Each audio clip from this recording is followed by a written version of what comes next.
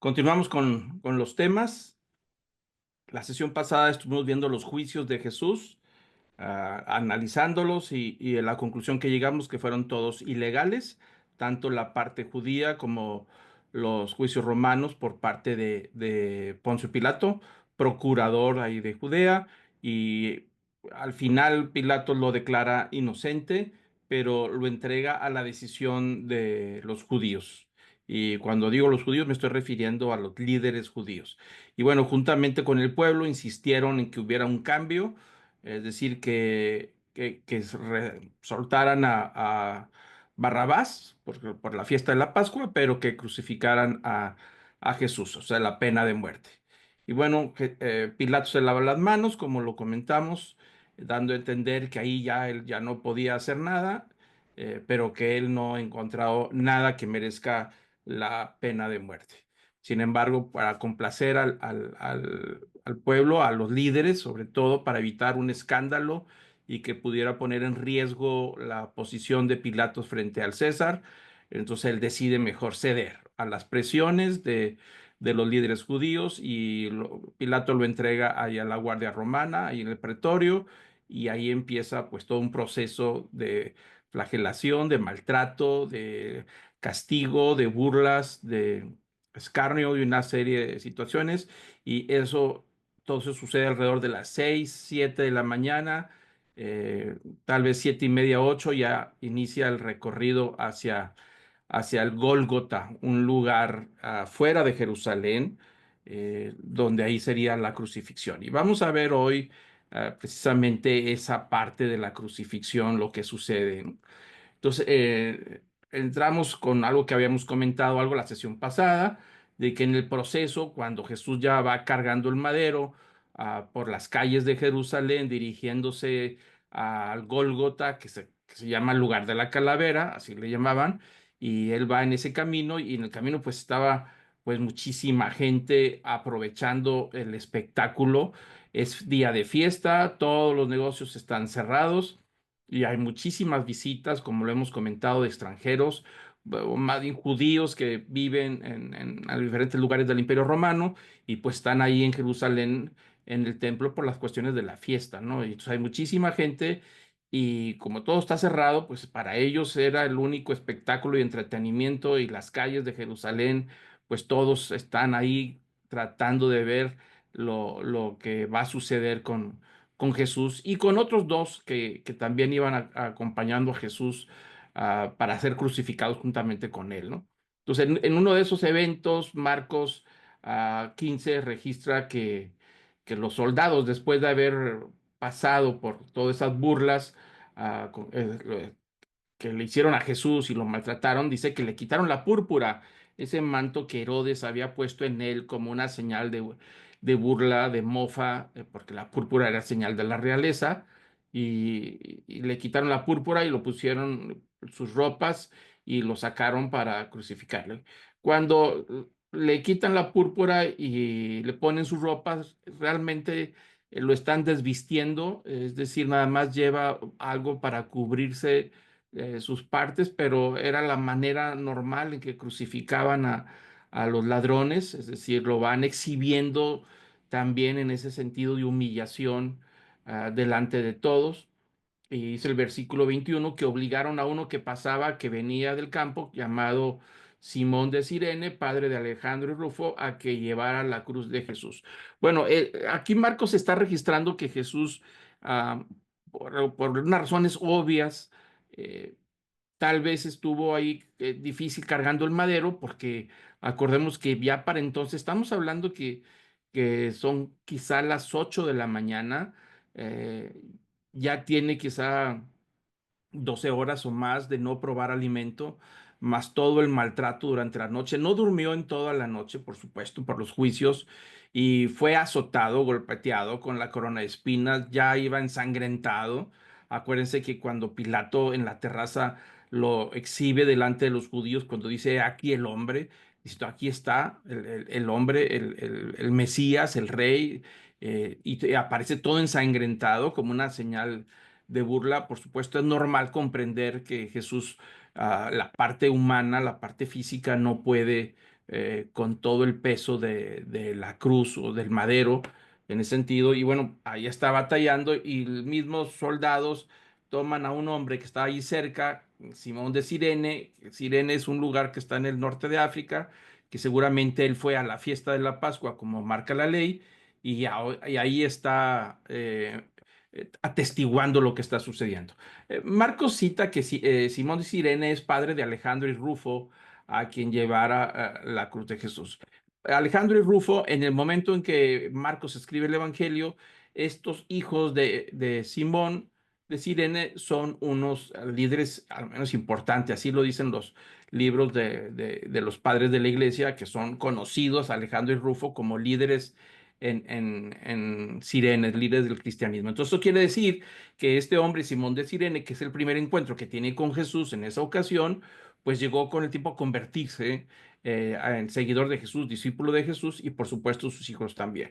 Entonces ahí está para ayudarle a llevar la cruz, porque no podía Jesús, por las razones obvias de las que estamos ahí comentando. Pero también en el camino, en todo este espectáculo, dice Lucas 23-27, que unas mujeres estaban llorando por Jesús. No dice quiénes son, pero dice el versículo 27 que le seguía una gran multitud del pueblo y de mujeres que lloraban y se lamentaban por él.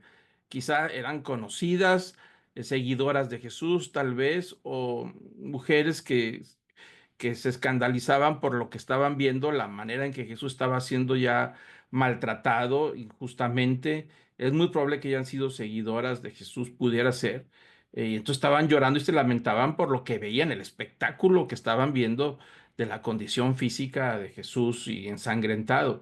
Pero versículo 28 dice que Jesús se volvió a ellas y les dijo: hijas de Jerusalén, no lloréis por mí, llorad más bien por vosotras mismas y por vuestros hijos, porque aquí vienen días en que dirán: dichosas las estériles, los vientres que nunca concibieron y los senos que nunca criaron. Entonces comenzarán a decir en los montes: caed sobre nosotros, y a los collados cubrirnos, porque si en el árbol verde hacen esto, ¿qué sucederá con el seco? Bueno, y como lo hemos comentado, aquí Jesús está consolándolas y les dice que no lloren, que era algo que tenía que suceder, pero que más bien lloren por lo que iba a suceder años después de la caída de Jerusalén, de lo que hemos comentado, las profecías de Jesús. Y aquí está una vez más, Jesús está prediciendo lo que va a suceder con Jerusalén y con el templo como resultado del juicio de Dios, de algo que ya lo hemos comentado. Entonces Jesús les dice a las mujeres: lloren por ustedes, lloren por sus hijos, porque lo que viene es inminente, es una desgracia. Y entonces Jesús está diciendo: si eso hacen con el árbol verde, es decir, con él, que es un árbol que produce vida, y si están haciendo esta injusticia conmigo, dice, pues, ¿qué va a suceder con el seco? Refiriéndose a esa higuera seca de Israel, que viene un juicio sobre Israel. Entonces ahí Jesús está hablando de eso que sucedió días antes, el lunes de la Pascua, donde Jesús secó la higuera que no había producido frutos, ¿no? Pero ahí está un momento más donde Jesús está recordando lo que viene sobre Jerusalén, ¿no? Y entonces Lucas nos dice, 23-32, que Jesús fue crucificado juntamente con otros dos. Dice que llevaban también a otros dos que eran malhechores para ser muertos con él. Esto nos dice que estaban aprovechando el momento. Los romanos tenían a dos ahí sentenciados a muerte, dos gentes convictos, criminales seguramente, y aprovecharon todo el aparato que tenían que mover para crucificar a Jesús, pues aprovecharon para sentenciar a estos dos. No sabemos si el famoso Barrabás iba a ser crucificado a lo mejor en lugar de otros, pero él se libró de la crucifixión. Pero entonces ahí los romanos aprovechan para tener este momento y crucificarlos a los tres. Y ahí es un lugar, el Gólgota, que está fuera de Jerusalén, fuera de las murallas, le llaman lugar de la calavera. Es un lugar que es donde se hacían las crucifixiones, o sea, no eran las primeras. Acuérdense que la crucifixión es el método romano de ejercer sentencia de muerte. Y era un lugar nada agradable, obviamente por la sangre que se ha derramado ahí muchas veces, pero también podría ser un lugar lleno de piedras, quizá a lo mejor basurero. No es un lugar limpio, ni mucho menos.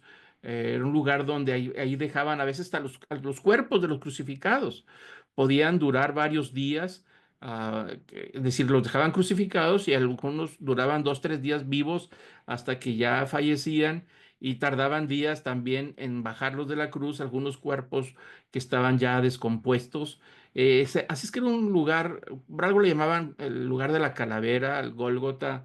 Es un lugar de muerte, un pequeño montículo donde se aprovechaba para que todos los demás quedaran abajo viendo el espectáculo y ahí era el lugar donde lo crucificaban. Así es que era un lugar que huele a muerte, un lugar de criminales, un lugar sucio y ahí es donde está Jesús con ellos, con otros dos que están siendo crucificados. La distancia entre uno y otro, pues es muy probable que no sea tan lejos porque mantienen comunicación, como lo veremos más adelante, hablan entre ellos, ¿no? Y sigue siendo Lucas 23, que cuando llegaron al lugar llamado La Calavera, es decir, el Gólgota de lo que platicamos, crucificaron ahí a Jesús y a los malhechores, uno a la derecha y el otro a la izquierda. Y ahí está la manera en que fue crucificado, en ese lugar conocido por todos como el lugar donde se le daba sentencia. Regularmente las imágenes que tenemos de la crucifixión de Jesús, pues los pintores, aún las películas lo representan como un lugar no tan sucio, pero de acuerdo a los historiadores era un lugar pues muy sucio, olía feo realmente y estaba lleno de maderos que habían sido usados en las crucifixiones anteriores, y a lo mejor hay sangre derramada de crucifixiones de la última crucifixión. A veces crucificaban 4, 5, 8 o 10 dependiendo de la situación. Sabemos de casos donde crucificaban hasta a lo mejor hasta 50 a grupos de levantamientos contra Roma y los apresaban y ahí los crucificaban. Así es que no era un lugar nada, nada, por supuesto, agradable. Es un lugar de muerte y ahí es donde está Jesús, en ese lugar de muerte, fuera de las murallas de Jerusalén. ¿Por qué? Porque la sangre derramada no puede contaminar la santidad de la ciudad. Entonces eso tenía que ser fuera de la ciudad. Actualmente, si ustedes visitan la ciudad de Jerusalén, el Gólgota está dentro de las murallas y la razón es porque con los siglos el Imperio Otomano, que se toma posesión de Jerusalén por siglos, pues pone unas murallas nuevas y las va extendiendo la ciudad de Jerusalén y entonces el lugar del Gólgota quedó dentro, tanto como el Gólgota como el lugar del sepulcro. Pero en esos tiempos estaba fuera de la ciudad precisamente para evitar la contaminación de la santidad de la ciudad y del templo, ¿no? Entonces ahí Lucas nos dice que Jesús fue crucificado con otros dos que sí realmente eran criminales, ¿no? Dice el versículo 33 de Lucas que cuando llegaron al lugar llamado Golgota, que significa lugar de la calavera, le dieron a beber vino mezclado con hiel, pero después de probarlo no lo quiso beber.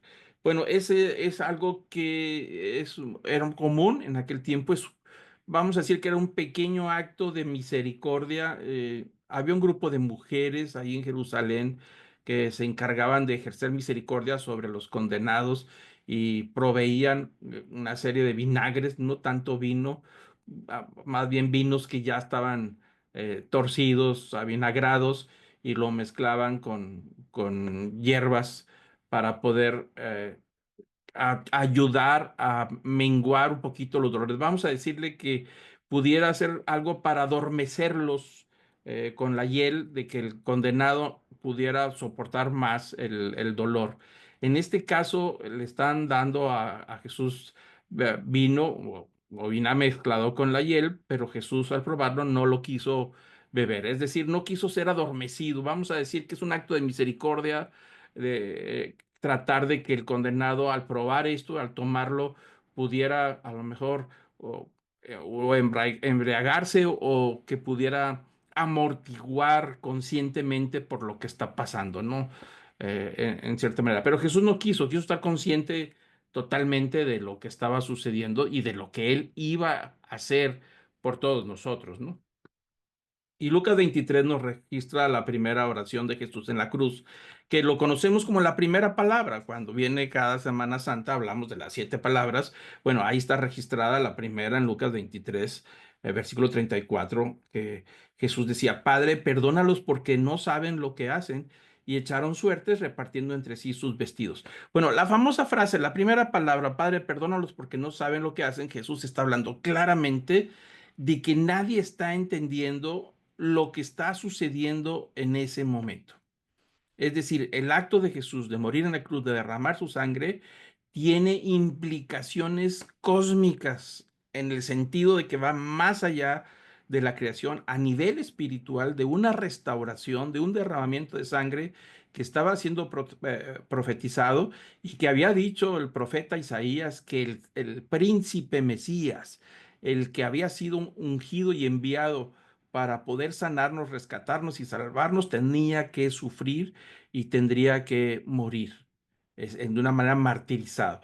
Aunque estaban las profecías de Isaías del capítulo 53, muchos no lo entendían. Entonces ahí está el público, tanto los líderes religiosos para dar testimonio de que se ejerciera la pena de muerte de Jesús, como la guardia romana, los pretorianos, estaban los saduceos, estaban los escribas y estaba el pueblo en general. Y por supuesto, gente que a lo mejor había creído en Jesús y le seguía algunos cuantos, ahí estaban, pero ninguno sabía lo que estaba sucediendo. Por eso cuando Jesús extiende allí la manera unilateral, es decir, extiende un perdón por lo que le están haciendo, está diciendo, Padre, perdónalos porque ellos no tienen conciencia de lo que está sucediendo. Era necesario que Jesús muriera de esa manera. Entonces, aquí Dios está usando tanto al imperio romano, la guardia romana, como a los líderes judíos para cumplir sus propósitos y que se cumplieran las profecías, ¿no? Entonces, cuando extiende el perdón, obviamente ese perdón se extiende, pero solamente se ejecuta sobre la persona que se arrepiente, que reconoce su condición y se arrepiente. No es un perdón absoluto en el sentido de que estás perdonado aunque no te des cuenta. Entonces, el perdón lo vemos claramente, Jesús lo dijo en muchas ocasiones en los evangelios, los discípulos lo predicaron, las cartas de Pablo, de Pedro, en que la salvación, la regeneración de ser pecadores, criaturas de Dios, en hijos de Dios, radica plenamente en una fe que descansa en lo que Jesús hizo y dijo, y que eso se convierte en arrepentimiento para el que cree y se transforma en un perdón, una restauración. No hay manera de que el perdón se ejerza si la persona no reconoce su condición. Entonces ahí lo podemos ver como este perdón del que Jesús está hablando, como una sábana que se extiende y aquel que se quiera meter abajo se mete y el que no, no. Entonces aquí indiscutiblemente el arrepentimiento es básico, como algunos sucederá después de lo que pasaría esa tarde ahí en Gólgota. Algunos llegarían a reconocerle, como lo que va a suceder quizá unas horas más delante. Estamos hablando que Jesús en la cruz ya son las 9 de la mañana y estas palabras pudieron haber sucedido tal vez a las 10 de la mañana. La escritura es muy clara que Jesús fue crucificado a las 9 de la mañana y murió a las 3 de la tarde. Así es que ahí está colgado en la cruz. ¿Y en qué momento dio esta primera palabra? Pues no lo sabemos. Pudo haber sido a las 10, pudo haber sido a las 10:30, a las 11. eh, y ahorita veremos un poquito más sobre lo que va sucediendo alrededor del mediodía, ¿no? Pero aquí está la primera palabra, una de las más famosas, perdónalos porque no saben lo que hacen. Jesús tratando de aclarar que lo que está sucediendo es la redención, es decir, la redención del género humano, el perdón de los pecados, el amor del Padre sobre el hombre, sobre la mujer. En ese momento está a punto de suceder lo que se llama la expiación. Jesús está a punto de expiar los pecados de todos los que crean en Él, que se refugien por fe en Él y entonces va a generar una nueva vida. Pero ellos no lo saben, nomás están viendo lo de afuera, como lo he comentado en otras ocasiones, la gracia del Padre, la gracia redentora llegó envuelta este regalo en una envoltura de sangre. Y entonces la mayor parte de la gente se quedó viendo solamente la envoltura de sangre, pero no sabían que en el interior venía el regalo de la gracia que es la salvación, de lo que Jesús está a punto de hacer. Jesús está diciendo lo que está a punto de suceder, ellos no lo entienden, lo que están viendo no lo entienden, no lo comprenden, pero era parte de un plan desde el Génesis de traer esa expiación, el perdón de los pecados y de tratar definitivamente con nuestra naturaleza humana de pecado, que no había manera de hacerlo de otra forma. Imposible. No había forma de poder quitar el pecado y sus consecuencias en forma definitiva. Los rituales del templo, con todos los sacrificios que había del cordero y de todo lo que se hacía, de ninguna manera, dice el libro de Hebreos, podían quitar el pecado para siempre, ¿no? Lo cubrían temporalmente y permitían que el oferente del sacrificio se acercara hasta cierto punto en el templo, pero no podía llegar al lugar santísimo, ¿no? Bueno, lo que Jesús está haciendo en la cruz es a punto de expiar el pecado para que aquel que se refugia en la sangre de Cristo pueda entrar directamente al santuario. Estamos hablando a nivel espiritual de poder ser hijo de Dios y entrar directamente en la presencia del Padre, algo que no se podía hacer, ¿no? Entonces ahí Jesús está dando claramente que ellos no tenían ni idea de lo que estaba sucediendo y lo que estaba a punto de suceder. Nadie de los presentes, ni siquiera los discípulos, tenían claridad. Jesús lo había dicho en varias ocasiones, dijo, es hora, la hora ha llegado para que se cumpla la escritura, ¿no? Refiriéndose a las profecías de Isaías sobre todo. Y bueno, Isaías 53, ahí estaba una profecía también, versículo 12, de que el príncipe Mesías sería crucificado entre dos malhechores, ¿no? Dice Isaías 53, 12, dice, porque derramó su alma hasta la muerte. Es decir, lo que hablábamos hace algunas sesiones de la angustia de Jesús cuando está en el huerto orando y que estaba en esa angustia tan fuerte porque está a punto de muerte y dice que estaba su alma derramada hasta la muerte y con los transgresores fue contado. Y ahí los transgresores, quiere decir los pecadores, en este caso criminales, fue contado llevando él el pecado de muchos e intercediendo por todos los transgresores. Quiere decir que Jesús está ahí en la cruz intercediendo por todos. Por eso dice, Padre, perdónalos porque no saben lo que hacen. Entonces estaba profetizado. Isaías había hablado 650 años antes de que el príncipe Mesías llevaría su alma hasta la muerte y que estaría en medio de dos criminales llevando el pecado de nosotros. Es decir, lo está llevando al altar a nivel espiritual para poder darle un tratamiento final y definitivo de nuestro pecado y sus consecuencias, ¿no? Y que a la vez de estando ahí haría intercesión por todos los pecadores. También dice el Salmo 69, 21, es otra profecía que le darían comida le dieron hiel y para mi sed me dieron de beber vinagre. Eso es lo que dice el Salmo 69, que también es un salmo mesiánico, es decir, que habla de la función del Mesías y también estaba profetizado que le iban a dar de beber vinagre con hiel, ¿no? Y ahí está otra profecía también, la 29, Salmo 22, que sería traspasado sus manos, sus pies, es decir, crucificado. Dice, porque perros me han rodeado, me han cercado cuadrilla de malhechores, me horadaron las manos y los pies. Es interesante que este Salmo 22 habla de que están aquí maltratando al príncipe Mesías. El Salmo 22 habla del Mesías y habla de que le horadaron las manos y los pies, es decir, una crucifixión. Pero lo interesante es que está escrito en este Salmo, estamos hablando de siglos atrás, y la crucifixión no es método de sentencia de muerte de los judíos, eso pertenece a los romanos, pero ya estaba escrito en una profecía, perdón, en una profecía de que el Mesías le iban a horadar sus manos y sus pies con los clavos, obviamente, ¿no? Entonces estaba ahí todo eso profetizado. Bueno, Pilato ahí escribe la causa de la crucifixión y Juan 19 nos da un relato de lo que había sucedido porque le mandan colgar un escrito arriba en la cruz de lo que diría ahí. Algunos lo han visto en los crucifijos, las imágenes, unas letras que dice INRI, no sé si ustedes se acuerdan, UINRI, que es una abreviación de Jesús Nazareno, rey de los judíos. Juan nos está relatando lo que está pasando ahí. Dice que el versículo 19 de Juan 19, que Pilato escribió un letrero y lo puso sobre la cruz y estaba escrito Jesús el Nazareno, el rey de los judíos. Eso es lo que significa en latín las iniciales de INRI, INRI.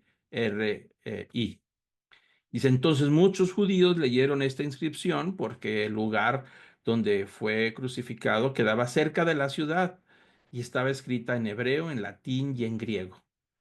Pero por eso los principales sacerdotes de los judíos decían a Pilato, no escribas el rey de los judíos, sino que él dijo, yo soy el rey de los judíos. Pilato respondió, lo que he escrito, escrito. Es decir, ya no lo voy a cambiar. Les incomodó a los líderes judíos que están ahí en la crucifixión de ver cómo estaban clavando el título de Jesús Nazareno, rey de los judíos, y les llama la atención que está escrito en tres lenguas, obviamente el latín, que es la lengua de los romanos, el hebreo, que es la lengua religiosa de los judíos, porque el arameo es la lengua común en los tiempos de Jesús. Jesús hablaba arameo.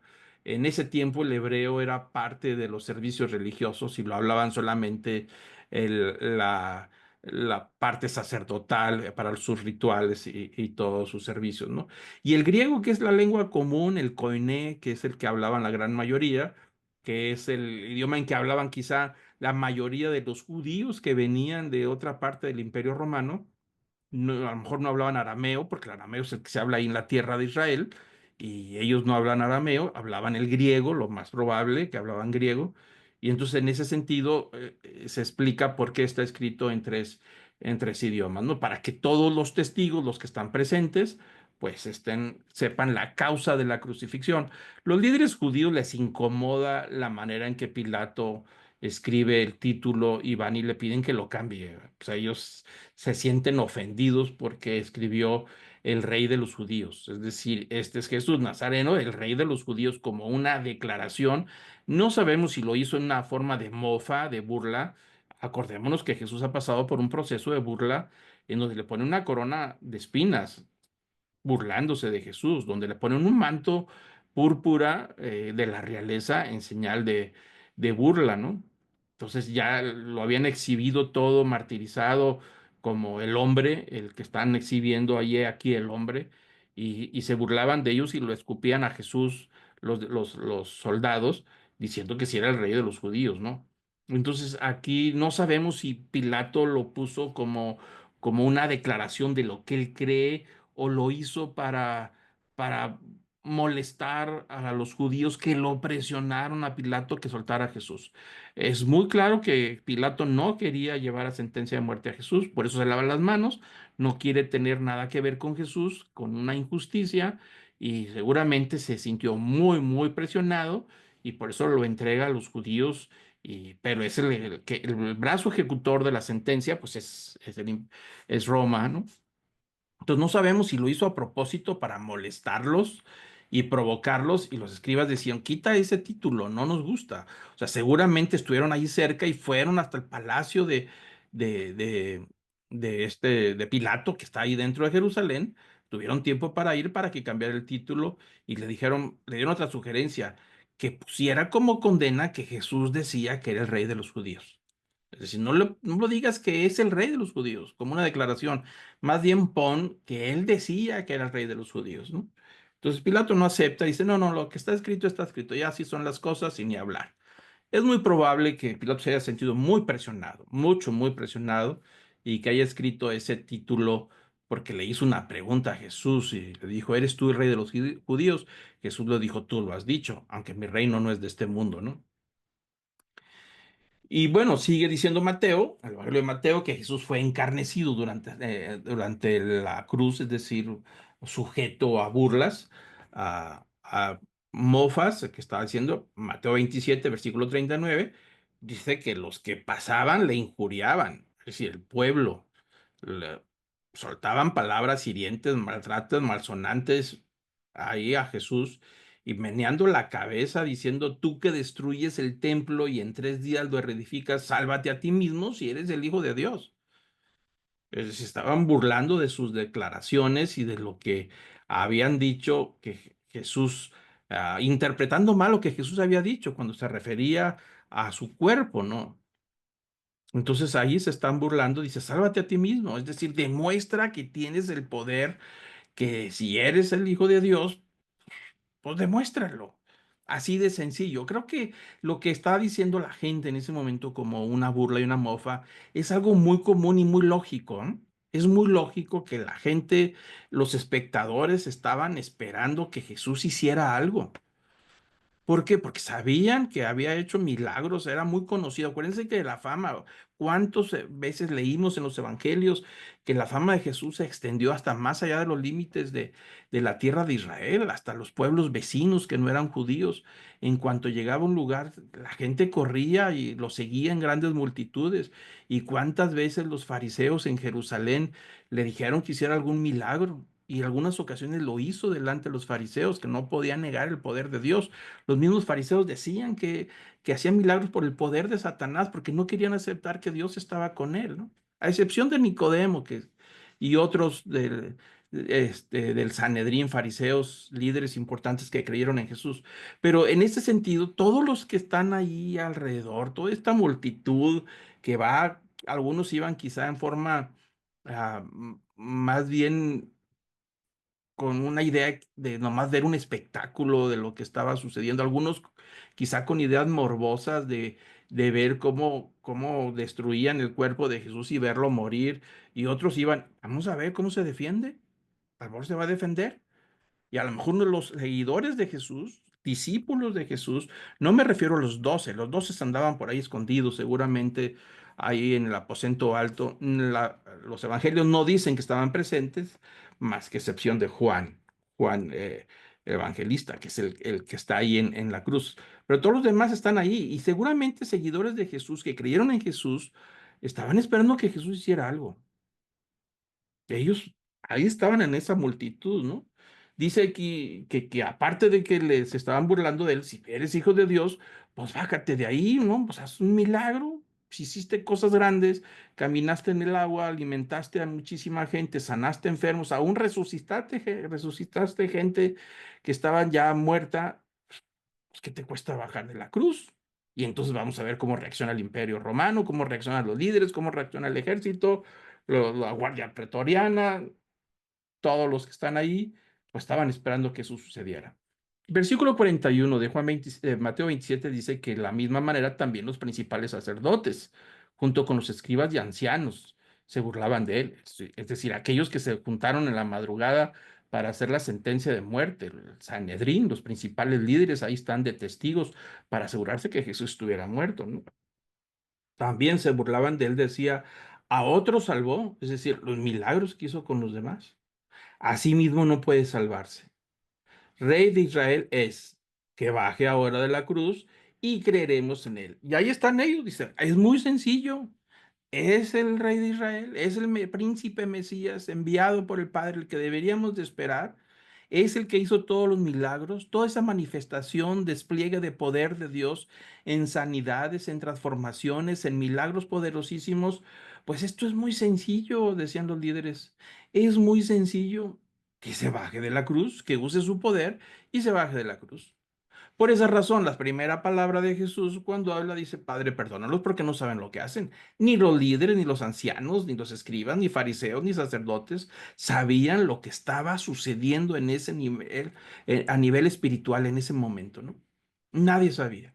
Estaban esperando que Jesús se bajara de la cruz, ¿no? Versículo 43 dice, en Dios confía, pues que lo libre ahora si Él le quiere, porque ha dicho, yo soy el Hijo de Dios. En la misma forma le injuriaban también los ladrones que habían sido crucificados con Él. Es decir, todos. El pueblo se burlaba, los líderes religiosos se burlaban y decían, si se baja de la cruz, entonces vamos a creer. Algo que es común hasta nuestros días, ¿eh? Hay mucha gente que dice, cuando uno les ofrece el evangelio, dice, bueno, pues primero quiero saber que Dios existe y que me conteste algún milagro. Si me cumple un milagro, entonces yo voy a creer que Él está ahí. Y a veces condicionamos nuestra fe a un hecho para poder creerlo, ¿no? Y así están ellos también. Yo creeré, dicen ellos, te voy a creer que eres el Mesías si te bajas de la cruz por tu propio poder. Entonces te vamos a creer y te vamos a aplaudir y nos vamos a inclinar todos delante de ti. Pero no, Jesús no se bajó de la cruz. Pues ahí está todos y hasta los ladrones, los criminales que estaban ahí, también estaban ahí burlándose de Jesús, ¿no? Dice Lucas 23-34, que los que estaban ahí de los guardias pretorianos, los que lo crucificaron, echaron suertes repartiéndose entre sí sus vestidos. Es decir, pues ya se querían quedar, porque la ropa que traía, el manto, era de gran valor. Ese manto era de una sola pieza, entonces no querían partirlo porque pues no es fácil conseguir mantos que son hechos de una sola pieza, que no tienen costuras, entonces ellos lo vieron de gran valor y aparte púrpura, que es ropa muy fina, entonces estaban echando suertes a ver quién le tocaba y quién se quedaba con eso, ¿no? Y ahí está la profecía 30, Salmo 22-18. Reparten mis vestidos entre sí y sobre mi ropa echan suertes. Así decía el Salmo 22, que es un salmo mesiánico. También estaba profetizado ese acto sencillo de que los soldados echaban suertes sobre las pertenencias, sobre lo que quedaba de Jesús. Es decir, lo que poco valor que tenía, se pelearon para ver quién le tocaba. Pero estaba profetizado aún ese acto sencillo. Ya lo había dicho el Salmo 22 acerca del Mesías, que se repartían sus vestidos y echaban suerte sobre su ropa a ver quién le tocaba, ¿no? Y mismo Salmo 22:7 dice, todos los que me ven de mí se burlan, hacen muecas con los labios y menean la cabeza. También estaba profetizado de todos los testigos se burlaban y hacían muecas con los labios, es decir, torcían los labios en señal de mala cara y menean la cabeza como diciendo, mira nada más en lo que terminaste. Si tan solo hubieras aceptado lo que te decían los fariseos y lo que te decían los sacerdotes, pues nada de esto te hubiera pasado. Pero miren qué terminó la falsedad. Miren lo que terminó con tus presunciones de hijo de Dios, de Mesías. Por eso también esta gente que estaban ahí esperando que Jesús hiciera un milagro para poder creerle. Claro que los que fueron testigos de los milagros le creerían. Jesús les había dicho a los fariseos inclusive que cuando menos si no creían por la palabra de Jesús que creyeran en los milagros, pero los fariseos no quisieron creer, ni los sacerdotes quisieron creer, ni los escribas, ni los saduceos, nada de la élite de Jerusalén, los líderes creyeron en los milagros.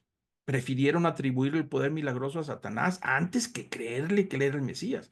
Así es que no había solución para ellos, no querían creer de ninguna manera. No querían creer, por más que le expliques, por más que le demuestres, y aun si son testigos de un milagro, siempre van a encontrarle salida por otro lado, diciendo, no es que el doctor era muy bueno. Pues no dudo la capacidad de los doctores, pero hay momentos en donde la sanidad viene directamente de Dios, por encima de la capacidad médica o de los hospitales. Cuando Dios sana, sana por encima de todos. El asunto es cuál es nuestra actitud frente al milagro. ¿Lo reconocemos como intervención de Dios o reconocemos que ha sido una coincidencia, ¿no? Pues ahí está la profecía también acerca de los que se burlarían de él, ¿no? Y bueno, conocemos el otro, el momento en que hay una conversación entre los ladrones que están al lado de Jesús y Jesús, ¿no? Dice Mateo 27 que uno de ellos al menos le reconoce, es el versículo 39, que uno de los malhechores que estaban colgados ahí le lanzaba insultos diciendo, ¿no eres tú el Cristo? Sálvate a ti mismo y a nosotros.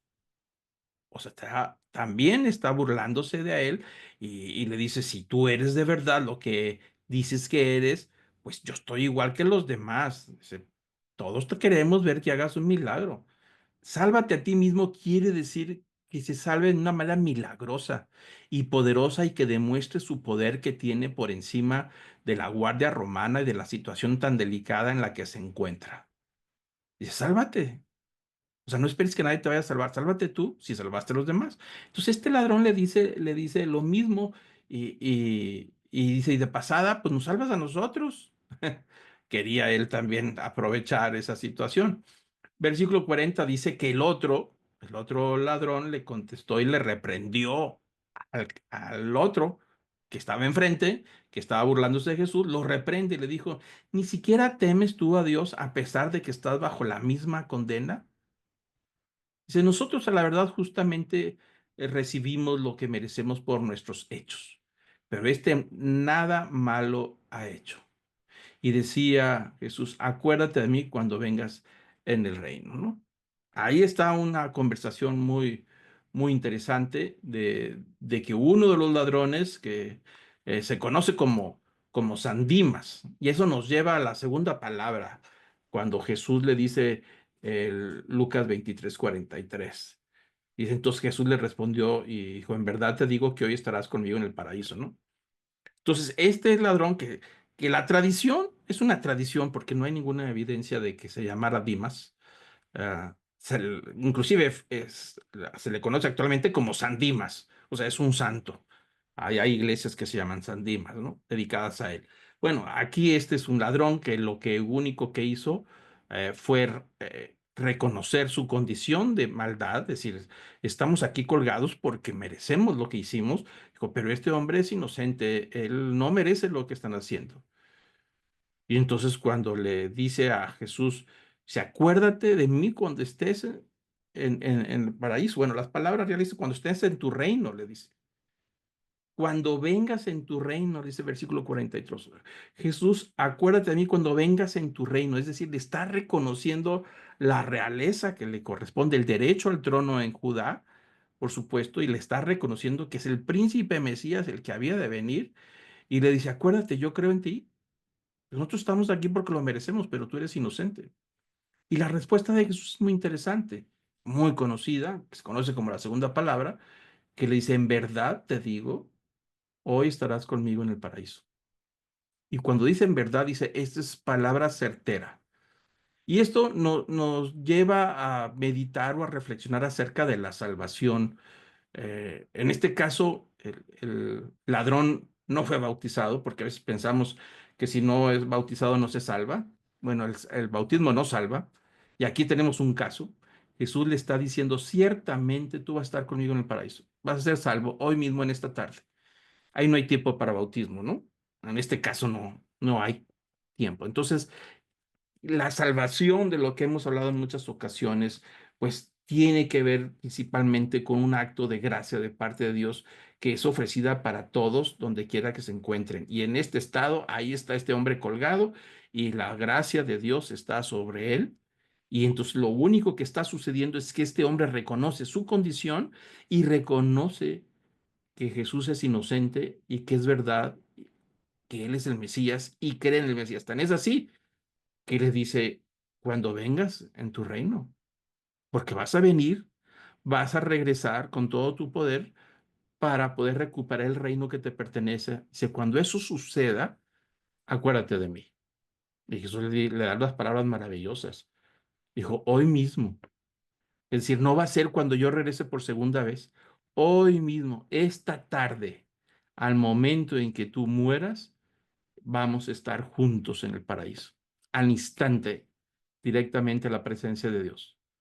Salvo por la fe, salvado por la gracia y la fe como es el medio para alcanzar la gracia a través de un arrepentimiento donde este hombre se está arrepintiendo diciendo lo merecemos. Estamos aquí porque lo merecemos. Pero yo creo que tú eres el rey Mesías y yo creo que tú tienes derecho al trono y vas a venir a recuperar tu reino. La salvación es por gracia mediante la fe en Cristo. No hay ningún otro medio para alcanzar la salvación. Y aquí está el ejemplo claro, ¿no? Pero también, por el otro lado, la salvación puede ser rechazada a pesar de lo que Dios diga o haga. Es decir, la salvación está ahí, se ofrece a todos, se extiende a todos, pero puede ser rechazada, por supuesto que puede ser rechazada. Cuando a alguien se le presenta el Evangelio, que es el poder de transformación y de salvación, como dice el apóstol Pablo en Romanos, que es poder de salvación. Cuando se le presenta el Evangelio, la persona tiene la opción de aceptarlo por fe, lo que el Evangelio, que es la persona de Jesús, o de rechazarlo. Pero después del rechazo ya no hay nada más que hacer. Es decir, o aceptas o lo rechazas, pero no puedes quedar a la mitad. Entonces, ¿puede ser rechazada la salvación? Por supuesto que puede ser rechazada. La salvación, como dijo Juan en el Evangelio 1, no es un asunto de raza, de nacer en una raza o en una nacionalidad y entonces ya somos salvos porque pertenezco a tal raza privilegiada. No es un asunto ni siquiera de sangre genética, consanguínea, familiar, es decir, herencia familiar. Si mis abuelos, mis padres son salvos, yo también lo soy. No, de ninguna manera. No es un asunto ni siquiera de la voluntad del hombre, dice el Evangelio de Juan, capítulo 1. Es decir, no es algo de nuestra propia voluntad. Dios extiende la salvación para todos y se recibe a través de la fe, mediante la fe, se recibe el regalo de la gracia, que es el don de la salvación, pero puede ser rechazada. Si alguien dice que no, pues es no, y no hay nada más de lo que Dios pueda hacer o decir. Hasta ahí llega. Ahí consiste prácticamente, en este caso estamos viendo a dos ladrones, uno que rechaza a Jesús y el otro que lo acepta. Uno que esa tarde va directamente a los infiernos y el otro que esa misma tarde estará con Cristo en el paraíso. Será salvo, sin necesidad de pasar por todo un proceso que a veces nosotros decimos que tiene que pasar para poder ser salvo. Es muy sencilla la salvación. Aplicarle la fe a la persona de Jesús, a lo que dijo, a lo que hizo y creerle que Él es el Hijo de Dios, el que habría de venir y que un día regresará por su reino. Y ahí está de una manera muy sencilla, ¿no? Como un regalo de parte de Dios, que se llama gracia y se recibe mediante la fe en Cristo, la fe en Él, no fe en la fe. Y ahí está la tercera palabra en Juan 19:26. Dice que junto a la cruz estaba Jesús, de la cruz de Jesús estaba su madre, la hermana de su madre, María, la mujer de Cleofas y María Magdalena. Y cuando Jesús vio a su madre y al discípulo a quien él amaba, que estaba ahí cerca, dijo a su madre, mujer, he ahí a tu hijo.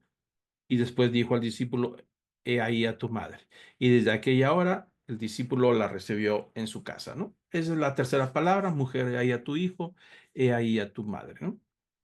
Ahí es el hecho de que María se fue a vivir ah, con Juan, que es el discípulo más joven.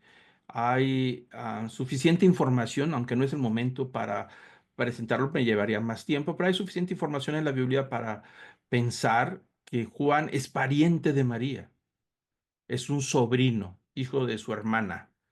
Es muy probable, es así se ha encontrado la investigación en la misma Biblia que hay relatos donde hay esa conexión. Entonces ahí justifica que María se va a vivir con Juan a su casa para recibirla, ¿no? Y alguien puede preguntar, y bueno, los demás hijos o hermanos de Jesús, bueno, el Evangelio es muy claro, dice que ni siquiera creían en él, en Jesús. Entonces puede ser esa la razón por la que Jesús prefiere que María se vaya a vivir con alguien que cree en él. Pudiera ser de esa manera, ¿no? Pero ahí es donde Juan la recibe, se encarga de ella, la atiende en ese sentido. Juan el más joven de los discípulos, muy, muy joven, eh, y ese es uno de los que registra el Evangelio de Juan, ¿no? Ahí lo tenemos. Y ahí está la famosa tercera palabra. La cuarta palabra, Dios mío, ¿por qué me has desamparado? Mateo 27:46.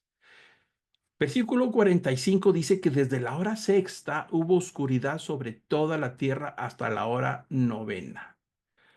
Es decir, el día se maneja que la primera hora son las 6 de la mañana, la tercera hora son las 9 de la mañana, la sexta hora es las 12 del mediodía y la hora tercera perdón, y la hora novena es las 3 de la tarde. Así es como está dividido el día para poder entenderlo. Entonces, Jesús fue crucificado desde la hora tercera, es decir, las 9 de la mañana, y dice el Evangelio que desde la hora sexta, es decir, desde el mediodía, hubo una oscuridad sobrenatural sobre toda la tierra hasta la hora novena, hasta las 3 de la tarde, que fue el momento en que Jesús entregó su espíritu. Toda la tierra se refiere básicamente a la tierra habitada, ¿no? Es una obscuridad, no es un eclipse. A veces alguien puede decir que fue un eclipse solar. No, no es un eclipse porque en estos días hay luna llena. La Pascua siempre se celebra en luna llena, entonces no puede ser un eclipse lunar de ninguna manera, ¿no? Un eclipse solar, perdón. O sea, la luna no se interpone con el sol porque la luna está de noche, es luna llena, ¿no? Entonces fue una oscuridad sobrenatural que sucede a partir del mediodía hasta las 3 de la tarde, es decir, la parte más concluyente de lo que está sucediendo.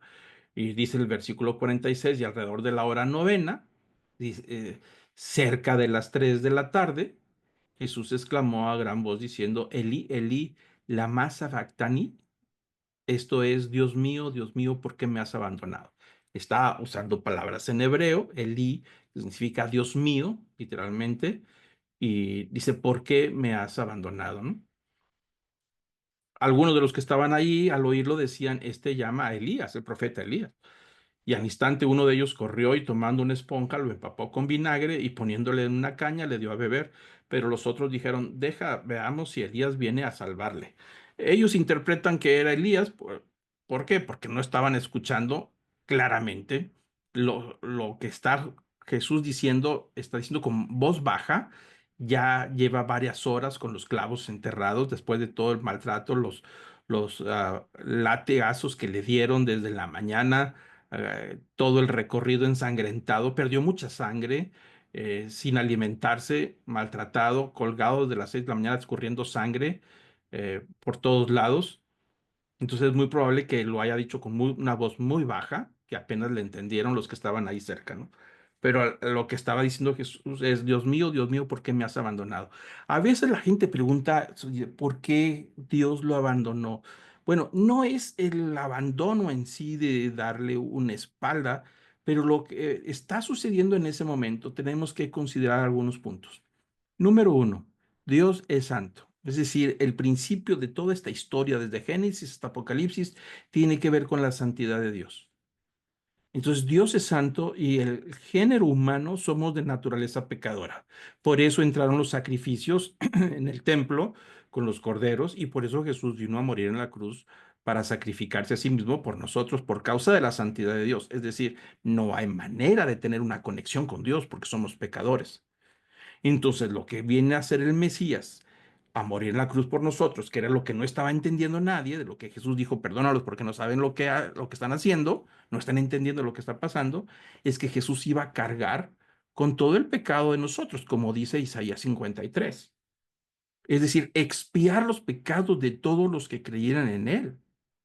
Es un asunto pesado en el sentido de que debemos de entender que él siendo inocente, porque ya fue declarado inocente por Pilato y por todos, y sabemos que es inocente en ese sentido, no lleva pecado, un cordero pascual sin mancha, muriendo por todos nosotros, siendo inocente, carga por los pecados de todos nosotros. Para tomar conciencia de este asunto debemos de comprender que no es fácil que nosotros tengamos que pagar los platos rotos que otro rompió. Es decir, cuando te acusan de algo que no hiciste, que fue otro el que lo hizo, pues realmente nos sentimos indignados, nos sentimos hasta molestos, nos sentimos que es injusto y podemos cargar por muchos años con algo que no nos pertenece porque sentimos que no nos hicieron justicia. Cargar con los pecados de otros no es algo agradable. Pero imagínese cargar con los pecados de un grupo de personas, pues tampoco es nada agradable, ¿no?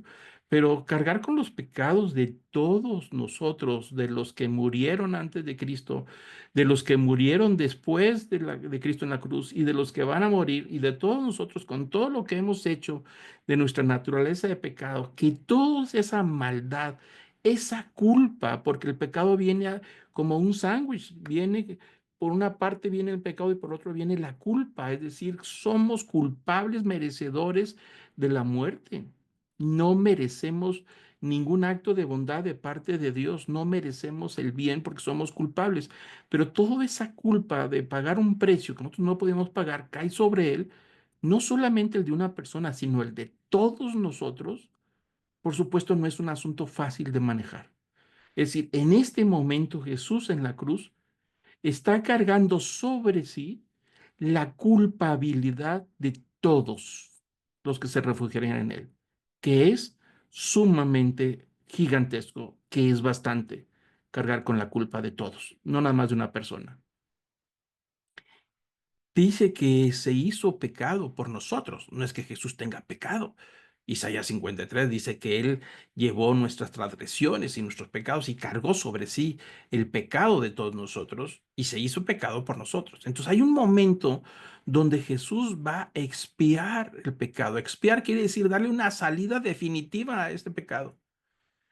En los sacrificios del cordero de los animalitos, el pecador le ponía la mano en la cabeza al cordero, diciendo, tú eres mi sustitución. Y ahí el cordero se tomaba como culpable, el corderito.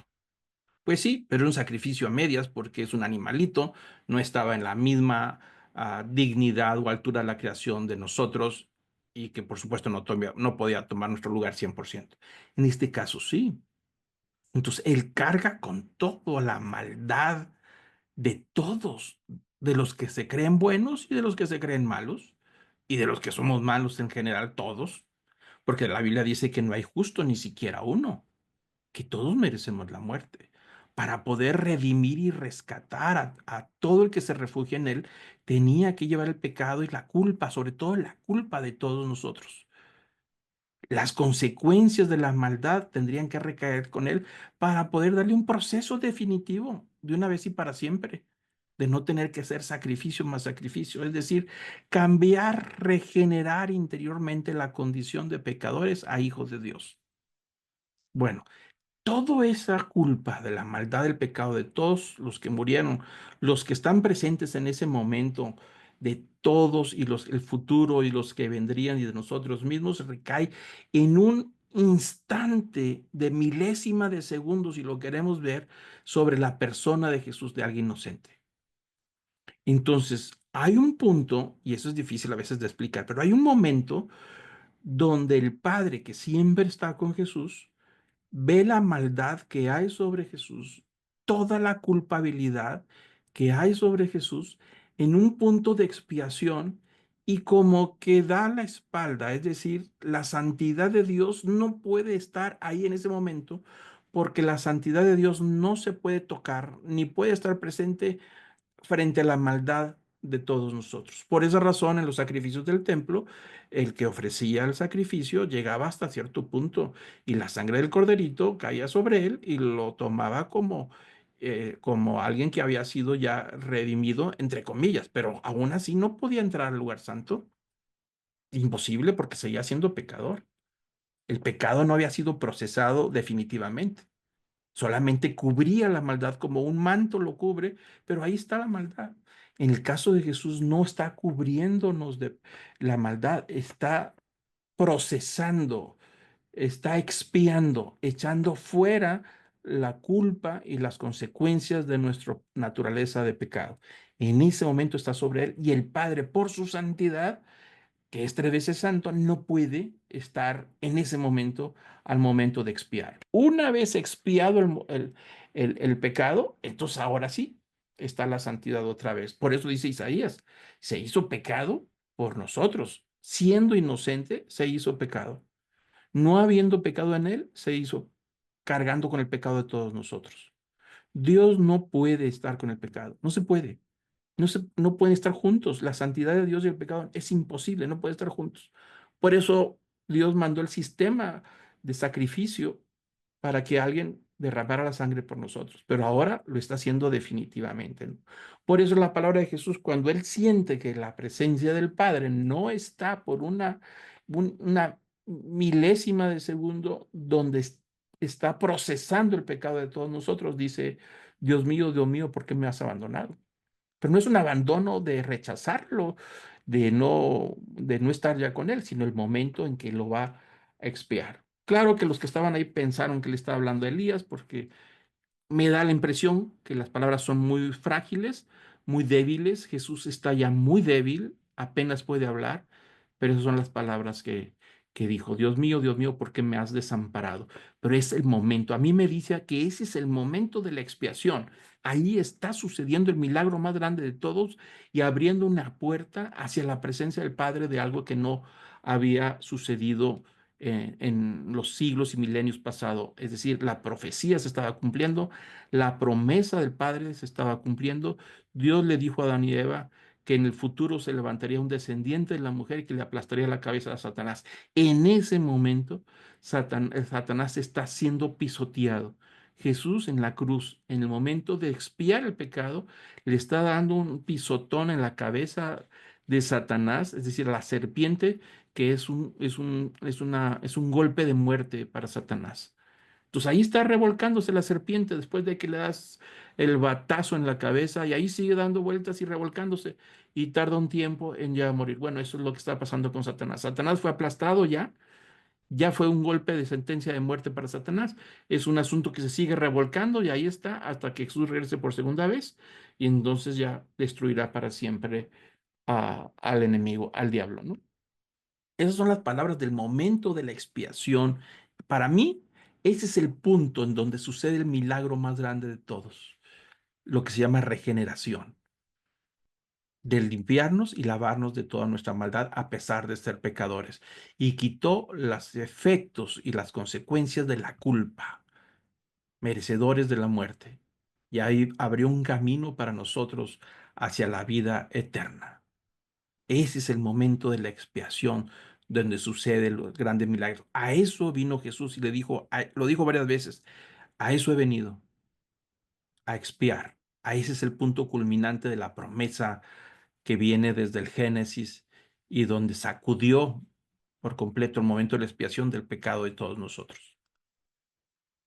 Quinta palabra, dijo Jesús, tengo sed. El Evangelio de Juan, capítulo 19, versículo 28. Dice, después de esto, sabiendo Jesús que todo se había ya consumado, para que se cumpliera la escritura, dijo, tengo sed.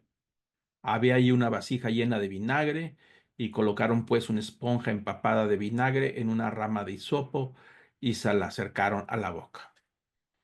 Y había una profecía, la profecía en el Salmo 22:15, como un tiesto se ha secado mi vigor, y la lengua me pega al paladar, y me he puesto el polvo de la muerte.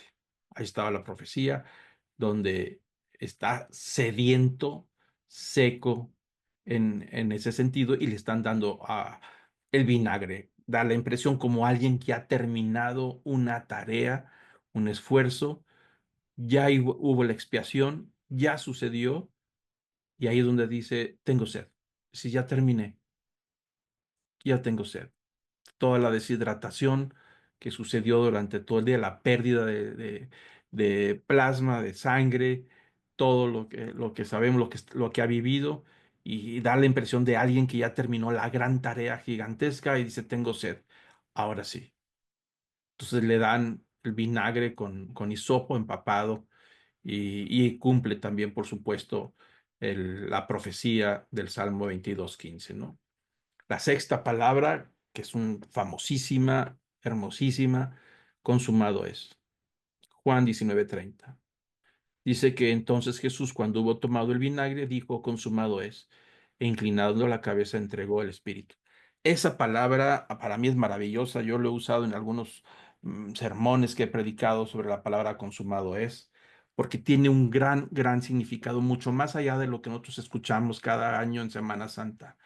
La palabra consumado es una sola palabra en griego, que es tetelestai.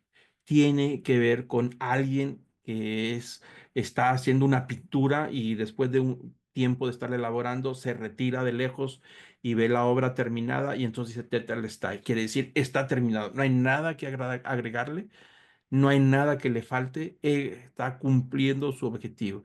Es la palabra de un constructor cuando da el último toque a la construcción y dice, ya está terminado, completado.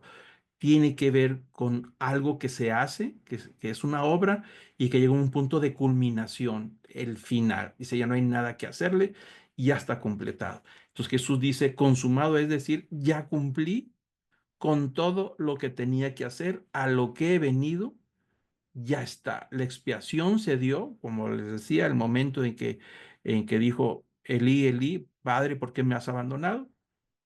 Tengo sed después de terminar la tarea y dijo, ya está todo, ya está. La expiación ya está. Ya se abrió el camino directo al Padre, en donde ya no habrá necesidad de sacrificios de animales, en donde la persona que quiera llegar al Padre puede hacerlo a través de mí, a través de mi sangre, refugiándose en la gracia y en la fe de la persona de Jesús, ¿no? Está completada la obra que fue profetizada miles de años atrás, desde la caída de Adán y Eva, que Dios dio la promesa, el famoso protoevangelio de decir que vendrá un día en que salvaría a la raza humana, por supuesto, a todo aquel que creyera en la provisión de Dios, en ese Cordero de Dios que quita el pecado del mundo, ¿no? Entonces ahí dice Jesús, consumado es. Lo interesante de esta palabra, tetelestai, que aparece 3 veces en toda la Biblia. Nada más 3 veces aparece en toda la Biblia. Y vamos a leer, la primera vez que aparece es en Génesis 2:1. Dice, y así fueron acabados los cielos y la tierra y todos sus huestes. La palabra acabados es tetelestai.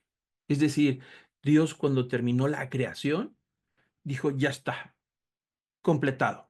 No falta nada. Todo está en su lugar. Ya está terminado. La segunda vez que aparece tetelestai es aquí. Jesús en la cruz, después de haber terminado con la obra de la expiación, de cargar con la culpa de todos nosotros, todo el proceso que se viene dando desde días atrás hasta culminar en la cruz con su derramamiento de sangre y de cargar con la culpa de todos nosotros y que el Padre voltearía por causa de la santidad, se desconectaría por un instante para que Jesús procesara y diera trato definitivo al pecado. Después de terminar la expiación, dijo Jesús, consumado es. Y una vez que terminó la obra, inclinó la cabeza y entregó su espíritu. Pero la tercera vez que aparece Tetelestai en Apocalipsis, al final de los tiempos, cuando todo esto termine, cuando venga la segunda parte de Jesús, cuando Jesús va a regresar por segunda vez a recuperar todo lo que le pertenece, es decir, la nueva creación, cielo nuevo, tierra nueva, al juicio final, a restaurar lo que se había perdido. Dice Apocalipsis 16:17, y el séptimo ángel derramó su copa en el aire y una gran voz que salió del templo. Noten ustedes que es el último ángel del Apocalipsis, cuando llegue el momento de toda esta regeneración de juicio de la creación misma, no nada más del ser humano en la resurrección de la carne, sino también de toda la creación será regenerada en el último ángel. Y al momento en que se derrama la última copa, salió una voz del templo, es decir, de la profundidad del trono de Dios que decía, hecho está, tetelestai. Es la misma palabra donde dice, ya está cumplido todo, de todo, de todo, desde el principio de Génesis, desde que entró el pecado en el Génesis por Satanás, hasta la restauración completa de la promesa de un cielo nuevo y una tierra nueva, en recuperar todo lo que se había perdido. Consumado es. No se le puede agregar nada a lo que hizo Cristo en la cruz. Ahí termina todo. Si nosotros le queremos agregar algo, queremos hacer algo por nuestra salvación, estaríamos nulificando esta palabra maravillosa que significa consumado es. No hay nada más que hacer. Nadie puede hacer nada. No le podemos agregar nada. No podemos ir a bailar a Chalma para poder demostrar ahí que estamos arrepentidos y alcanzar por obras la salvación. No, es la obra de Cristo la que trae la salvación. Nosotros no podemos hacer nada, ni le podemos agregar nada, ni le podemos quitar nada. Está completo lo que hizo Cristo en la cruz y lo volverá a decir desde el templo, desde la misma presencia del trono del Padre, al final de los tiempos, dirá Tetelestai, está todo terminado, se cumplirá entonces la última palabra, consumado es cuando venga el juicio final, ¿no? Séptima palabra, y con eso vamos terminando. Padre, en tus manos encomiendo mi espíritu. Dice Lucas 23:46, y Jesús clamando a gran voz, es decir, tratando desde la profundidad de su debilidad, clamó a gran voz con lo que pudo. Oh Padre, en tus manos encomiendo mi espíritu, es decir, voy a reposar en ti. Acá hasta aquí llego. Y habiendo dicho eso, expiró.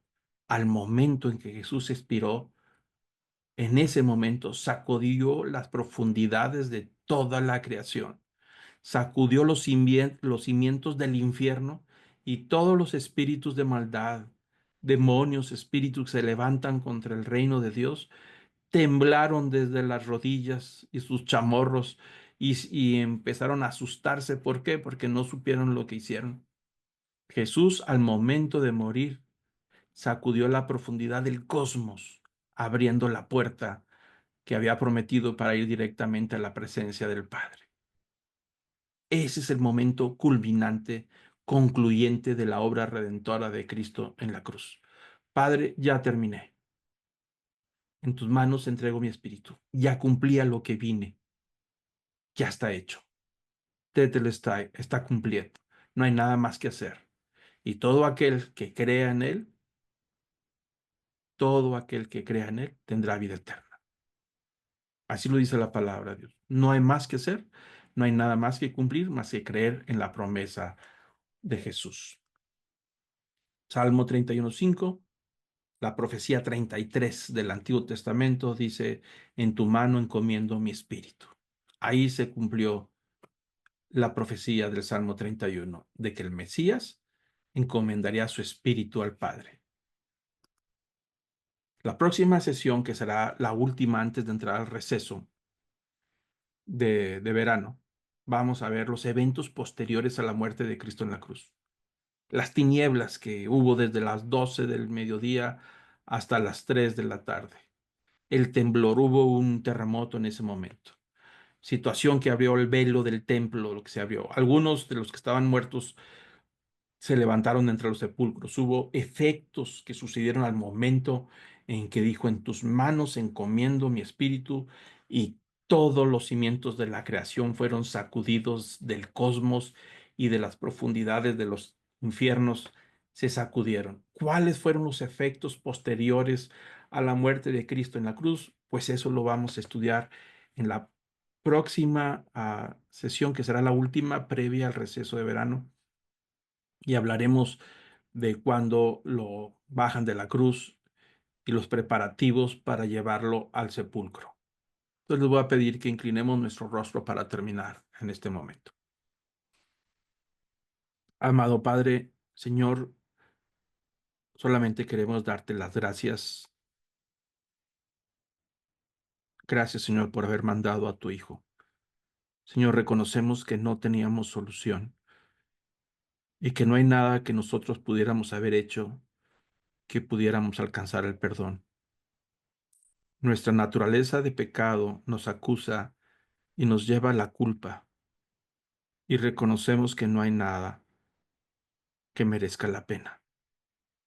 Así, Señor, como ese ladrón reconoció su condición y reconoció la causa por estar ahí en esa pena de muerte y reconocer al Mesías, así nosotros estamos también reconociendo que somos culpables y reos por causa de nuestro pecado. Pero te damos gracias, Señor, porque por el puro afecto de tu voluntad mandaste a tu Hijo a morir por nosotros en la cruz. Gracias, Señor Jesús, porque te despojaste de toda tu gloria, de todo tu esplendor, y tomaste forma humana, tomando una condición de siervo y de esclavo para poder morir por nosotros. Gracias, Señor, porque fuiste obediente hasta la cruz a pesar de. Gracias, Señor, porque a pesar de todo el dolor físico que llevaste, el dolor más grande radicaba en cargar con nuestra culpa de todos nosotros, algo que emocionalmente es imposible para cualquier ser humano. Gracias, Señor, porque en ese momento crítico te hiciste pecado por nosotros siendo inocente, y que en ese momento sentiste el alejamiento del Padre y expiaste los pecados de todos nosotros. Señor, nos refugiamos en tu gracia, te pedimos perdón y reconocemos nuestra naturaleza de pecado, y creemos, Señor, que moriste en la cruz por nosotros y que resucitaste al tercer día, y que un día regresarás por segunda vez para reclamar todo el trono y el reino, y que habrá un cielo nuevo y una tierra nueva, y que habitaremos contigo para siempre en la eternidad. Así como ese ladrón creyó y tú le dijiste, hoy mismo estarás en el paraíso, Señor, creemos y confiamos que el día en que tú nos llames en tu presencia, estaremos refugiados por la sangre del Cordero delante de la presencia del Padre. Recibe, Señor, nuestra gratitud. Recibe, Señor, nuestra alabanza y nuestra adoración, porque solamente a ti te pertenece por lo que has hecho por nosotros. en el nombre de Cristo Jesús. Amén.